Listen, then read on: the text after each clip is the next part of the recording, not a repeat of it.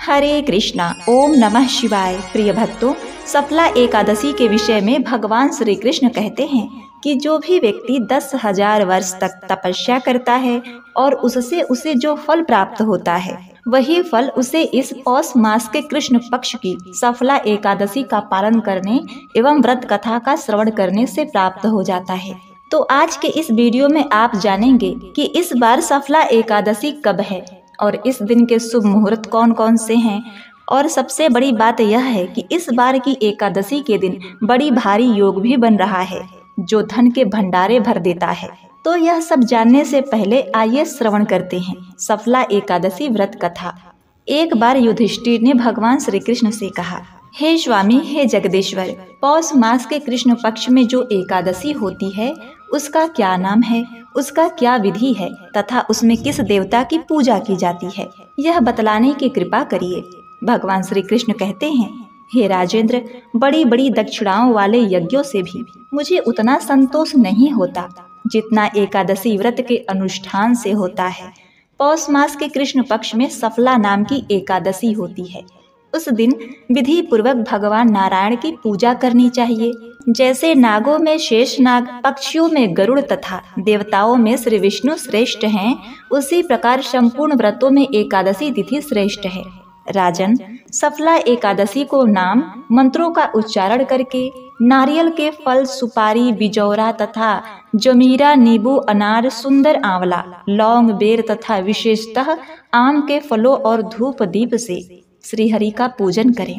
सफला एकादशी को विशेष रूप से दीप दान करने का विधान है। रात को वैष्णव पुरुषों के साथ जागरण करना चाहिए। जागरण करने वाले को जिस फल की प्राप्ति होती है वह 1000 वर्ष तक तपस्या करने से भी नहीं मिलता। अब सफला एकादशी की शुभ कारणी कथा सुनो।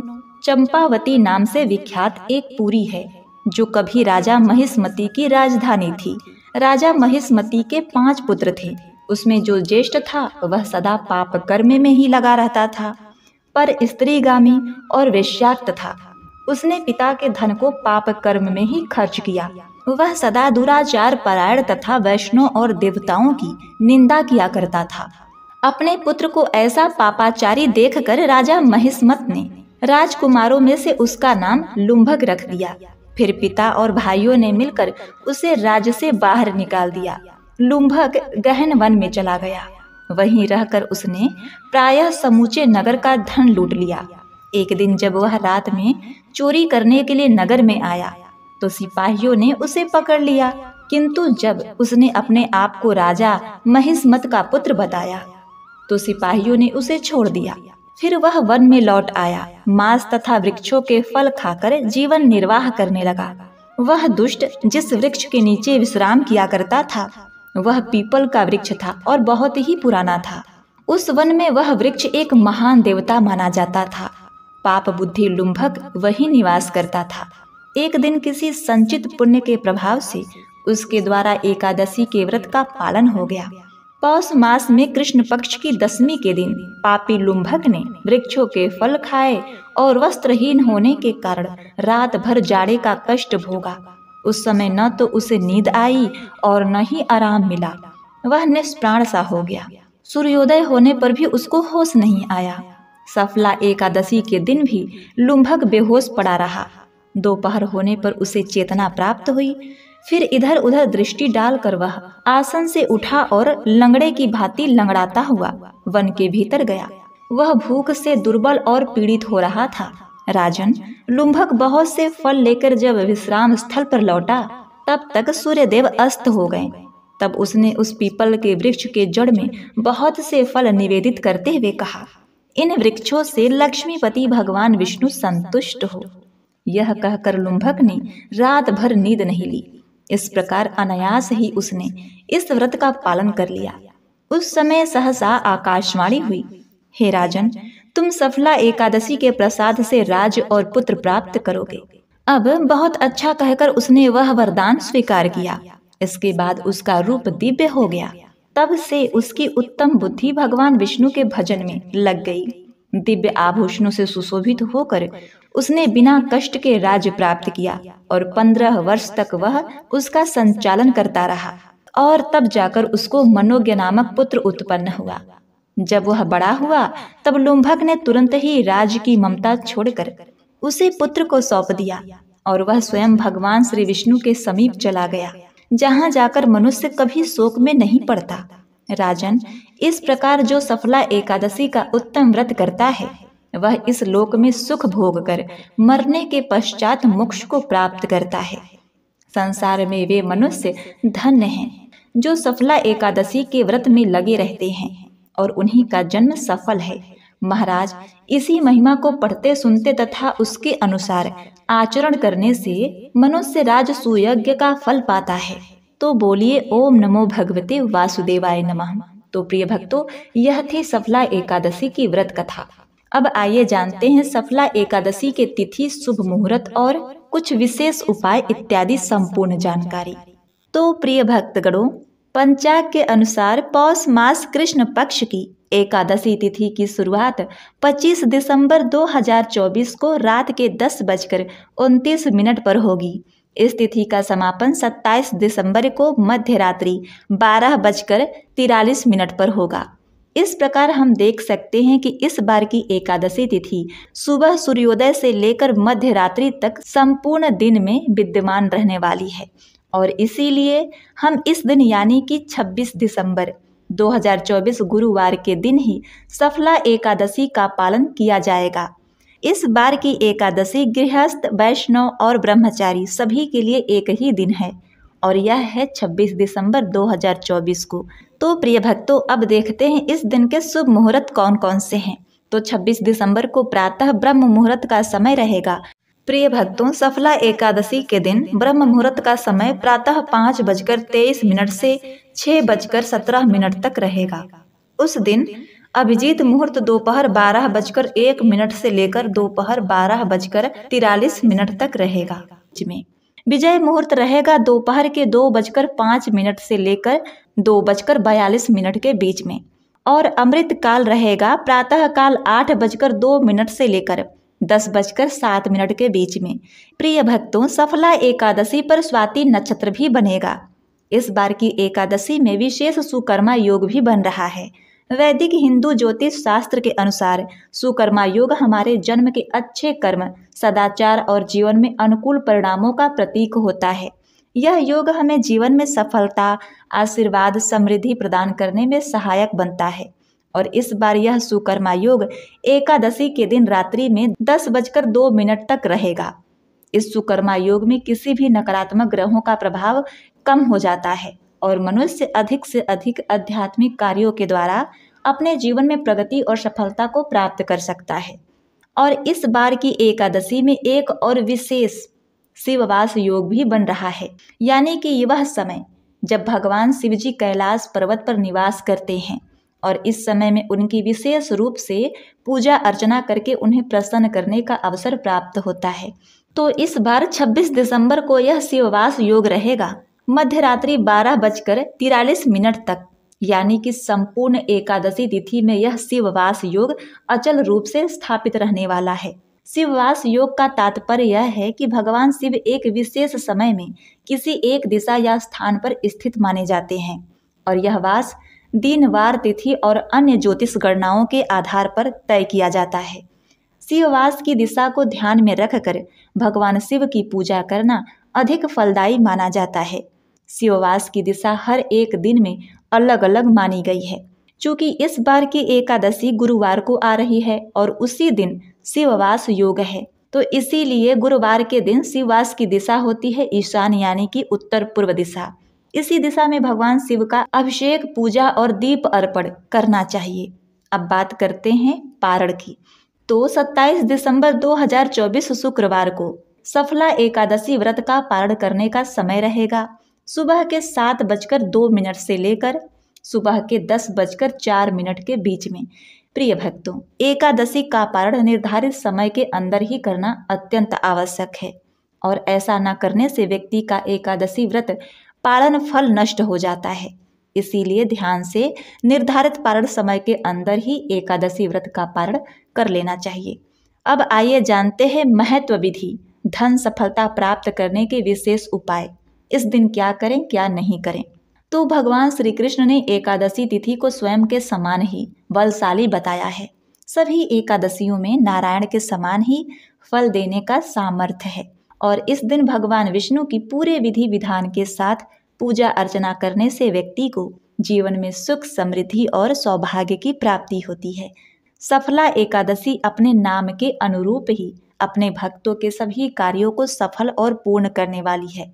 धार्मिक ग्रंथों में इस एकादशी के विषय में कहा गया है कि हजारों वर्षों तक तपस्या करने से जिस फल की प्राप्ति होती है वह पुण्य फल भक्ति पूर्वक रात्रि जागरण करके सफला एकादशी का व्रत करने से मिलता है। इस दिन शिव मंदिर या विष्णु मंदिर और तुलसी जी के नीचे दीपदान करने का भी बहुत अधिक महत्व है। पौराणिक धर्म ग्रंथों में सफला एकादशी एक ऐसे दिन के रूप में वर्णित है जिस दिन व्रत रखने से प्राणी के सारे दुख दूर हो जाते हैं, भाग्य के द्वार खुल जाते हैं। प्रिय भक्तों, इस एकादशी का व्रत करने से मनुष्य की समस्त मनोकामनाएं अवश्य ही पूर्ण हो जाती है। इसीलिए इस दिन ओम नमो भगवते वासुदेवाय नमः मंत्र का उच्चारण करते हुए पंचामृत से स्नान आदि करके भगवान विष्णु को वस्त्र, चंदन, जनेऊ, गंध, पुष्प, धूप, दीप, नैवेद्य, ऋतु फल, पान, नारियल, सुपारी आदि अर्पित करके कथा का श्रवण करना चाहिए। उसके बाद कपूर से आरती उतारनी चाहिए। भगवान विष्णु को भोग में इस दिन तुलसी के पत्ते रखकर जो भी मौसमी फल या फिर मिष्ठान आदि है वो भगवान को अर्पित किए जाते हैं। इसीलिए दशमी तिथि के दिन ही आप सूर्यास्त होने से पहले ही तुलसी के पत्ते तोड़कर रख लीजिएगा, क्योंकि तुलसी के पत्ते एकादशी के दिन नहीं तोड़े जाते और संध्या होने के बाद भी नहीं तोड़े जाते और एकादशी के दिन तुलसी में जल भी नहीं दिया जाता। एकादशी तिथि पर चावल का सेवन करना वर्जित होता है। पौराणिक मान्यता के अनुसार इस दिन चावल खाने से मनुष्य को अगला जन्म रेंगने वाले कीड़े का मिलता है। एकादशी के दिन किसी से बातचीत के दौरान अभद्र भाषा का प्रयोग नहीं करना चाहिए। इससे सफला एकादशी व्रत के फल से आप वंचित रह जाएंगे। एकादशी के दिन तामसिक भोजन का सेवन नहीं करना चाहिए। माना जाता है ऐसा करने से साधक के ऊपर भगवान विष्णु और मां लक्ष्मी की कृपा समाप्त हो जाती है। सफला एकादशी के दिन पूजा स्थल को गंदा न रखें। पूजा की जगह गंदगी रहने से वास्तु दोष पैदा होता है और नकारात्मकता ऊर्जा का वास होता है। मां लक्ष्मी नाराज हो जाती हैं। सफला एकादशी के अवसर पर साबुन और तेल का इस्तेमाल नहीं करना चाहिए। एकादशी के दिन मन में किसी इंसान के प्रति बुरे विचार नहीं लाना चाहिए और ना ही किसी की बुराई करनी चाहिए। इस दिन भगवान विष्णु की पूजा और भजन कीर्तन करना चाहिए। प्रिय भक्तों, एक बात और बता दें कि मैंने यहाँ बताया कि एकादशी के दिन तेल नहीं लगाना चाहिए। क्योंकि यह सर्दी का मौसम है तो आप तेल नहीं लगाएंगे तो शरीर रूखा हो जाएगा। इसके लिए आप ग्लिसरीन और गुलाब जल मिलाकर लगा सकते हैं। अब आइए आगे जानते हैं इस दिन कौन सा विशेष उपाय करना चाहिए कि हमें धन, पुत्र, सुख, सौभाग्य की प्राप्ति हो, सफला एकादशी का हमें और भी अधिक पुण्य फल प्राप्त हो। तो देखिए, सफला एकादशी के दिन अपने दाएं हाथ में जल और पीले फूल लेकर भगवान विष्णु से नौकरी में सफलता का वरदान मांगें। गाय के घी का दीपक जलाएं। नारायण कवच का पाठ करें। सफला एकादशी के दिन से लगातार 11 दिनों तक नारायण कवच का पाठ जरूर करें। ये उपाय करने से नौकरी की परेशानी खत्म हो जाएगी और सफलता जरूर मिलेगी। अगला उपाय है वैवाहिक जीवन का सुख बढ़ाने के लिए एकादशी के दिन पीले रंग की धातु के लोटे में गंगा जल डालकर उसमें थोड़ी सी पीसी हुई हल्दी मिलाएं और उसमें एक सिक्का डालकर अपने ऊपर से 7 बार उतारकर बहते पानी में डाल दें। इसके आगे यह उपाय है। अपने घर के सुख शांति के लिए एकादशी, सफला एकादशी के दिन रात के समय भगवान विष्णु का ध्यान करते हुए भजन कीर्तन करें। अगला 5वां उपाय है कि अपने जीवन साथी की बेहतरी के लिए एकादशी के दिन 5 सुहागिन महिलाओं को घर पर आदर पूर्वक बुलाकर बिना नमक का मीठा भोजन कराएं। अगर घर पर व्यवस्था नहीं हो तो 5 सुहागिन महिलाओं के निमित्त भोजन निकालकर उनके घर जाकर दे आएं। 6वां उपाय है कि अपनी सफलता सुनिश्चित करने के लिए सफला एकादशी के दिन भगवान विष्णु की पूजा के समय 2 हल्दी की गांठ पूजा स्थल पर रख दें और अगले दिन जब भी उस काम को करने के लिए घर से निकलें तो उस हल्दी की गांठ को पीले कपड़े में लपेटकर अपने दाएं हाथ की भुजा में बांध लें। यदि ऐसा न हो सके तो आप अपने जेब पॉकेट में भी रख सकते हैं। 7वां उपाय, अपने बच्चों की तरक्की सुनिश्चित करने के लिए एकादशी के दिन भगवान विष्णु की पूजा के समय चंदन घिसकर एक कटोरी में रख लें और जब पूजा समाप्त हो तो दोनों हाथ से भगवान को पुष्पांजलि चढ़ाने के बाद उस कटोरी से चंदन लेकर अपने बच्चे के मस्तक पर तिलक लगा दें। 8वां उपाय, अपने बिजनेस में वृद्धि के लिए सफला एकादशी के दिन एक तांबे का चौड़े मुंह वाला कलश लीजिए। अब उस कलश में श्री विष्णु के किसी भी मंदिर के मुख्य द्वार और गाय के खुर के नीचे की थोड़ी सी मिट्टी लेकर रख दें। अब उस कलश को अपनी दुकान या ऑफिस के गेट के पास रख दें और नियमित रूप से अपनी दुकान या ऑफिस खोलते समय धूप उस कलश में जलाएं। 9वां उपाय, अपने परिवार के सदस्यों की वृद्धि के लिए एकादशी के दिन दक्षिणवर्ती शंख में जल भरकर भगवान नारायण को अर्पित करें। 10वां उपाय, आपके बच्चे आपका सम्मान करें, इसके लिए एकादशी के दिन पीपल की जड़ में 1 लोटा जल चढ़ाएं। 11वां उपाय, अपने घर में खुशियां लाने के लिए सफला एकादशी के दिन पीपल के 3 पत्ते लेकर उस पर लाल रोली से ओम नमो नारायण लिखकर भगवान नारायण के मंदिर में चढ़ा दें। 12वां उपाय, सफला एकादशी के दिन अगर किसी नए काम की शुरुआत करने जा रहे हैं तो उसे शुरू करने से पहले गाय को गेहूं के आटे से बनी रोटी पर गुड़ रखकर खिलाएं। 13वां उपाय, अपने अंदर सकारात्मक विचारों का समावेश करने के लिए एकादशी के दिन भगवान नारायण को केसर मिले दूध का भोग लगाएं और शाम के समय घी का दीपक जरूर जलाएं। यह थी आज की सफला एकादशी की महत्वपूर्ण जानकारी। उम्मीद करती हूँ यह जानकारी आपको पसंद आई होगी। तो आने वाले समय में इस एकादशी की पौराणिक कथाओं को सुनने के लिए आप ध्यान से हमारे चैनल को सब्सक्राइब कर लीजिए, नोटिफिकेशन ऑन कर दीजिएगा ताकि हमारे द्वारा अपलोड की गई कथाएं आपके पास सबसे पहले पहुंच सकें और आप इसका लाभ उठा सकें। तो प्रिय भक्तों, ऐसी ही पौराणिक कथाओं और जानकारियों के साथ हम आपसे मिलते हैं अगले दिन। आपका दिन मंगलमय और शुभ हो, इसी कामना के साथ आपसे विदा लेते हैं। तो बोलिए ओम नमो भगवते वासुदेवाय नमः।